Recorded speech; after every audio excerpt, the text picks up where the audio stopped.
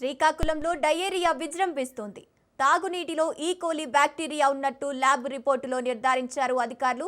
బాధితుల్లో ఇప్పటివరకు 47 మందిని డిశ్చార్జ్ చేశారు వైద్యులు. 111 మంది బాధితులకు చికిత్స కొనసాగుతోంది.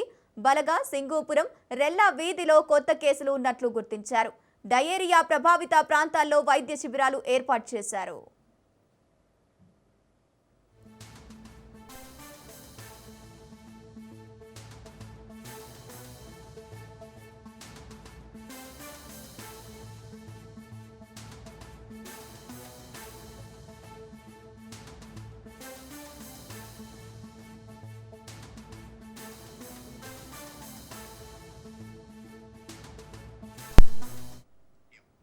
శ్రీకాకుళంలో డయేరియా విజృంభిస్తోంది. తాగునీటిలో ఈకోలి బ్యాక్టీరియా ఉన్నట్టు ల్యాబ్ రిపోర్టులో నిర్ధారించారు అధికారులు. బాధితుల్లో ఇప్పటివరకు 47 మందిని డిశ్చార్జ్ చేశారు వైద్యులు. 111 మంది బాధితులకు చికిత్స కొనసాగుతోంది. బలగా, సింగూపురం, రెల్లా వీధిలో కొత్త కేసులు ఉన్నట్లు గుర్తించారు. డయేరియా ప్రభావిత ప్రాంతాల్లో వైద్య శిబిరాలు ఏర్పాటు చేశారు.